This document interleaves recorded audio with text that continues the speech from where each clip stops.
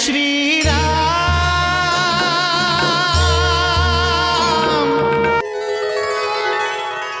राजसूय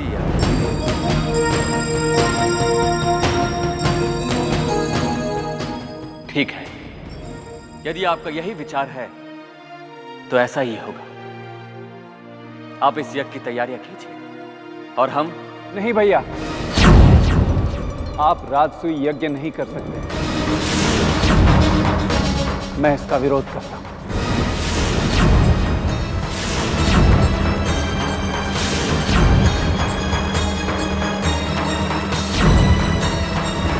ये आप क्या कह रहे हैं भैया?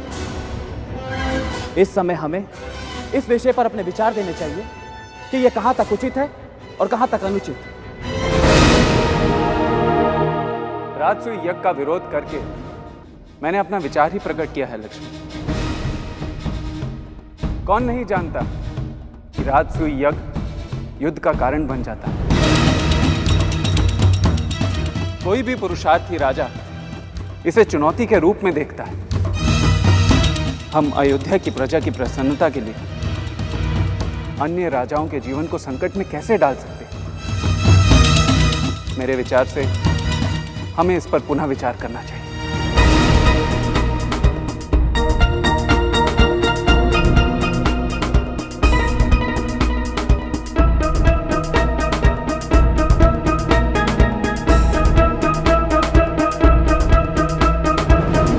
हमारा उद्देश्य युद्ध कदापि नहीं है भरत। ये यज्ञ राजधर्म की पराकाष्ठा है। इससे राजा का शाश्वत धर्म स्थापित होता है और प्रजा भी सुखी होती है। भैया, आपने सदा से प्रजा का ध्यान रखा। प्रजा की खुशी के सामने आपने स्वयं की खुशी से समझौता किया। आपकी महानता और श्रेष्ठता का चर्चा चारों ओर है।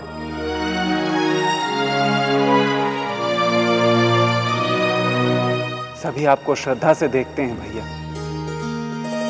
फिर राजसूय यज्ञ करवा के इस संसार को संकट में डालने का क्या अर्थ है?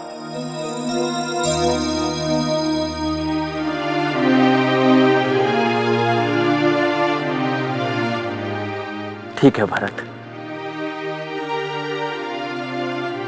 तुम्हारे विचार उत्तम हैं। हम भी ये मानते हैं कि इस यज्ञ से कई राजा संकट में पड़ सकते हैं। इसलिए मैं ये निर्णय लेता हूं कि यज्ञ नहीं किया जाएगा। नहीं भैया, यज्ञ का निर्णय अनुचित नहीं है। हमें इस बात पर विचार करना होगा कि कौन सा यज्ञ संसार के हित में होगा।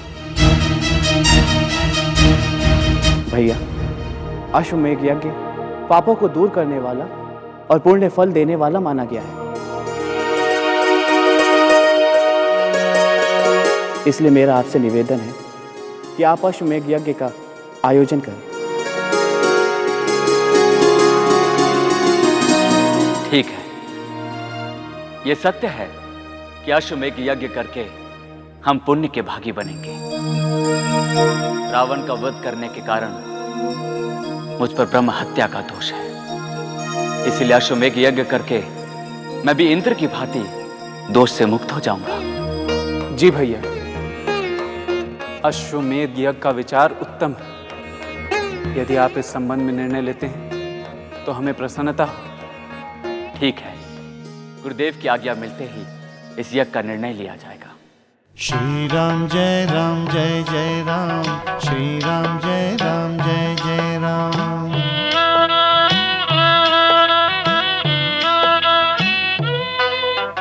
गुरुवर ज्ञानी सुनाए राम कहानी, गुरुवर ज्ञानी सुनाए राम कहानी। पिए दोनों भ्राता, पिए दोनों भ्राता हरी गंगा का पानी। गुरुवर ज्ञानी सुनाए राम कहानी।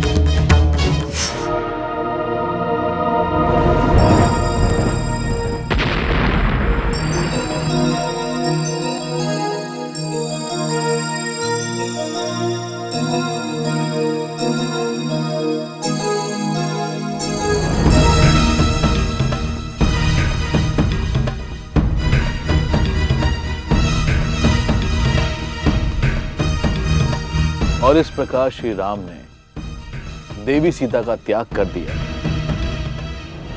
ये तो अन्याय है गुरुदेव।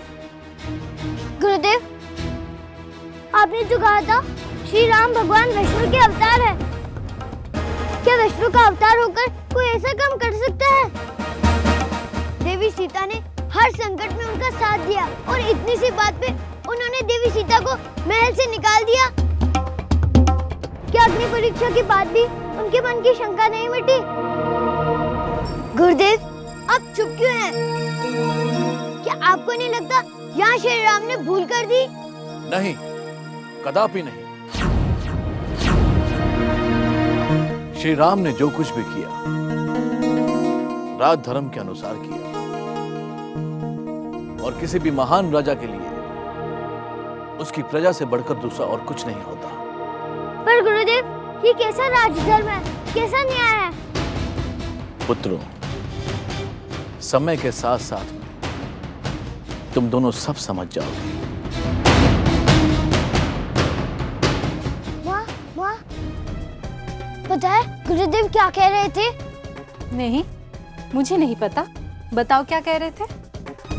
माँ, गुरुदेव कह रहे थे कि श्री राम ने देवी सीता को वनवास देकर अपना राजधर्म निभाया है। माँ, ये कैसा राजधर्म है? माँ, इस राजधर्म का क्या अर्थ है? माँ, क्या श्री राम ने अनुचित नहीं किया? बोलिए ना माँ, क्या श्री राम ने देवी सीता के साथ अन्याय नहीं किया?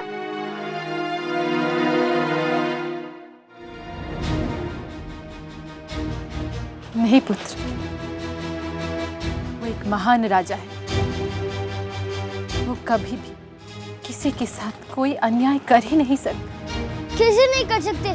बिना किसी दोष के देवी सीता को वनवास देना अधर्म नहीं तो और क्या है? हो सकता है कि वो विवश हो। राजा तो राजा होता है, उसके पास कैसे विवश था?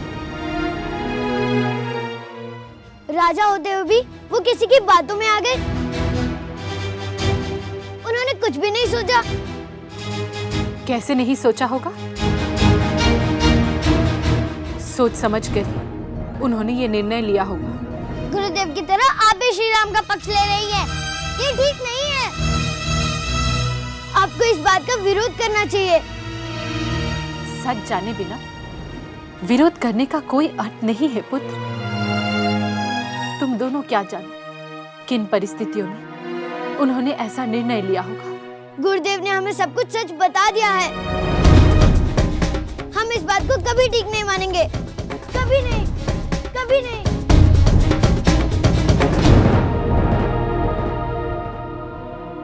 जिसका मुझे डर था वही हो। आज तो इन्हें कुछ भी पता नहीं है, पर जब जानेंगे कि रघुनंदन श्री राम ही इनके पिता है, तब क्या होगा? कहीं पुत्र पिता के विरोध ही ना हो जाए।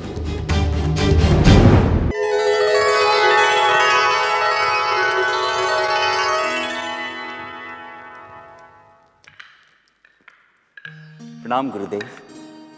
कल्याण हो। आइए, आसन ग्रहण कीजिए।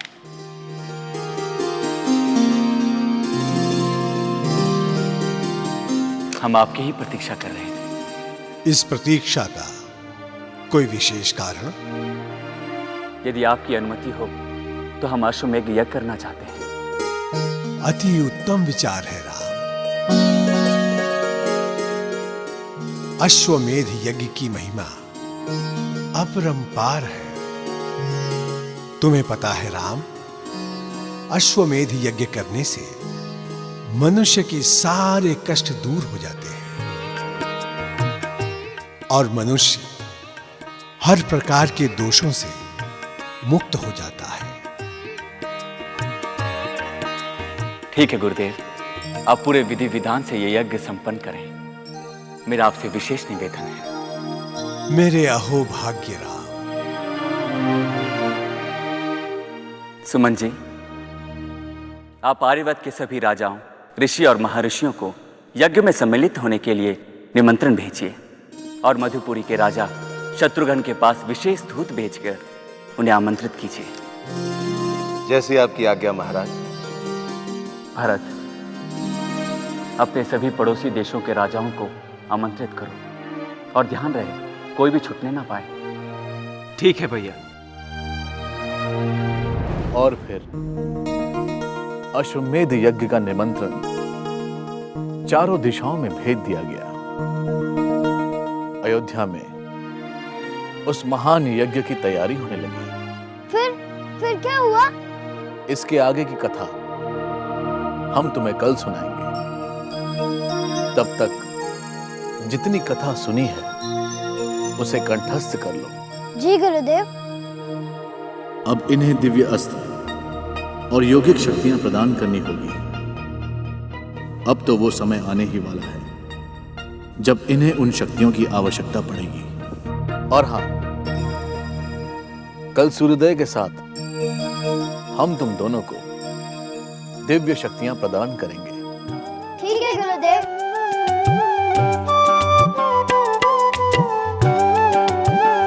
प्रणाम गुरुदेव।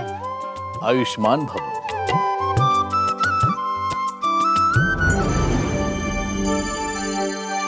पता नहीं अश्वमेध यज्ञ की सूचना पाकर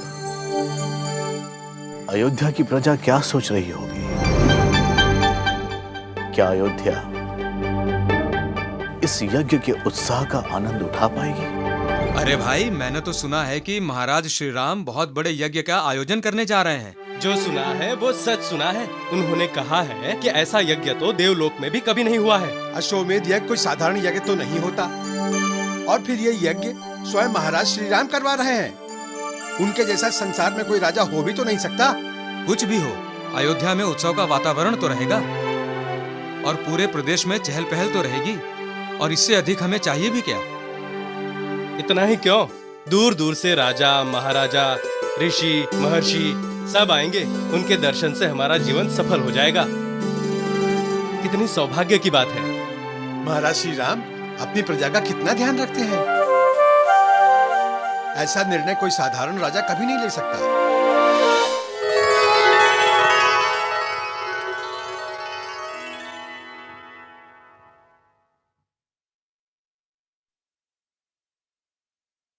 ये कैसा निर्णय है राम? किस यश के लिए तुम ये अश्वमेध यज्ञ कर रहे हो? कौन से पुण्य का लाभ चाहते हो तुम? संपूर्ण संसार तुम्हें देवता मानता है, सभी तुम्हारा गुणगान करते हैं, चारों दिशाओं में तुम्हारी ख्याति फैली है। अब क्या चाहिए राम? माँ, मैंने ख्याति के बारे में कभी नहीं सोचा है। इस अश्वमेध यज्ञ का मुख्य उद्देश्य ब्रह्म हत्या के दोष से मुक्त होना और प्रजा में खुशी का संचार करना है।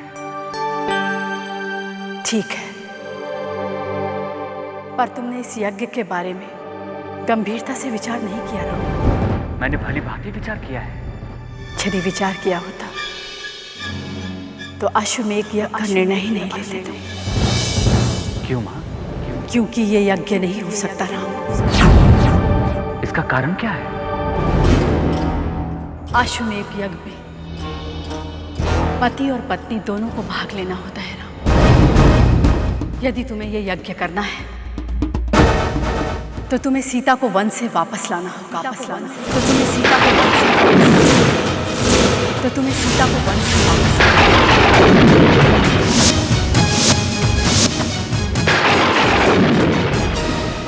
ऐसा कदापि नहीं हो सकता है माँ।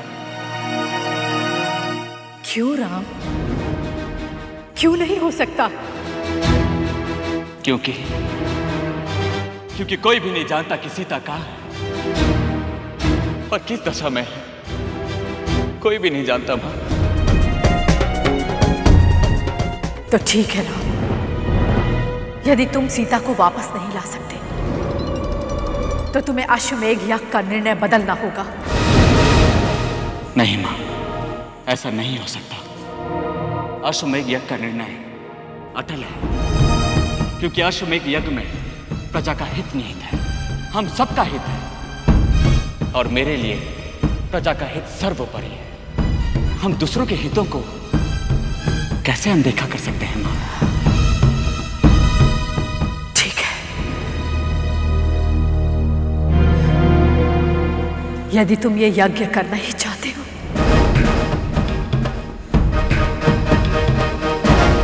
तो तुम्हें दूसरा विवाह करना होगा। तुम्हें दूसरा विवाह करना